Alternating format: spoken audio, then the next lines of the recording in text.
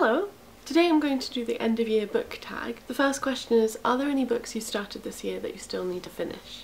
That's a big yes from me. I started the book Wide Sargasso Sea this year by Jean Rhys, which I still haven't finished. I also started The Quarrywood by Nan Shepherd, which I haven't finished either. I have a bunch more, like Jill, and also a book called Attainment by Edith Ellis. I did also kind of plan on reading more of War and Peace this year, which I also pretty much failed to do. And I also did plan on reading How We Get Free by the Combahee River Collective, which I think I started and then I stopped, and I'm not sure if I'll be able to get to that because reading non-fiction is really hard. But hopefully I'll get through a few of those before the end of the year. The second question is, do you have an autumnal book to transition into the end of the year? I don't think I do, because it's just too late for that. December is winter, so it's not really autumnal transitioning time anymore. So yeah, I don't really have any. I guess if I were to think about what I would maybe have used, be like an Anne of Green Gables, or I don't know, something like maybe kind of children's-y, which I have been reading a bunch of kids fiction recently, so maybe I kind of have been doing that, but not in a specific directed to one book way. Question 3 is there a new release you're still waiting for? And I guess I would pick Ring Shout by P. Djeli Clark, because I still haven't got a copy of that. And I think it came out maybe in October, but it is something that I still really want to read and I'm excited about. I just haven't found a copy. Question number 4 is, what 3 books do you want to read before the end of the year? Narrowing it down to 3 is quite hard. I want to read hopefully maybe 10 or maybe 12 more. And the boiler agrees with me. Out of those potential 12 or whatever, they're not all mapped out or anything, but I would like to read a bunch more.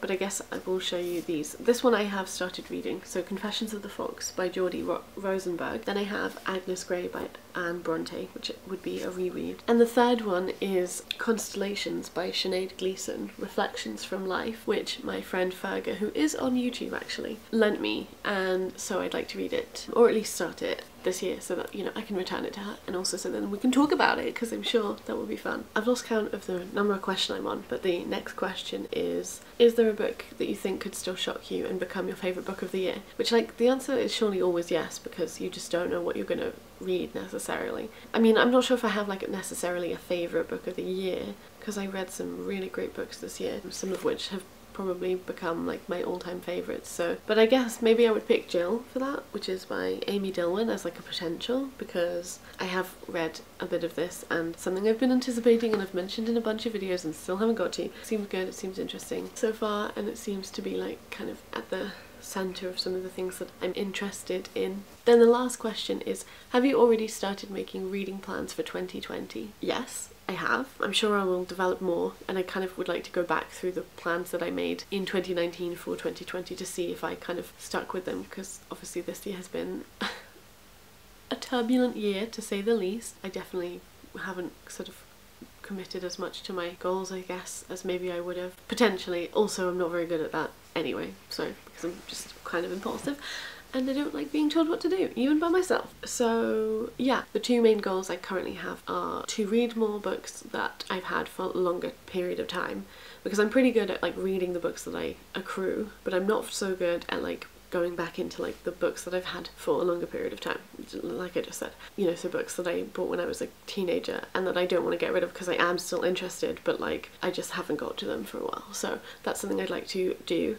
And then I'd also like to read a lot more authors of colour next year. I think this will always be a perennial goal, because I think it is something maybe you have to do a bit more actively than other things. I find it pretty easy to read not that many white men, but then I'm actually only reading white women, which isn't that much better. So that's something I'd like to work on. I think in a way they are a bit opposed goals, because a lot of the books I still have I bought when I was younger, and I was definitely less aware and less self-aware of race and racism and how that might be affecting what books I picked and what books I wanted to read, and in doing so mostly buying white authors. And I'm definitely not ready to just sort of not read all of those books, although I'm sure there are some that I might start and then be this is not for me anymore at all. But yeah, so those are the 2 main goals. I think I've also been kind of considering maybe only letting myself buy books from authors of colour in 2020. I think that could be one way to kind of supplement, so then I'm reading my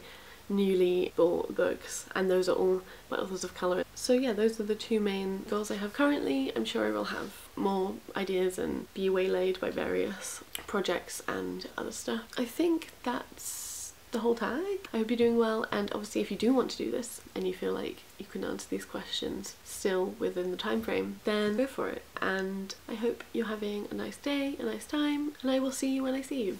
Bye!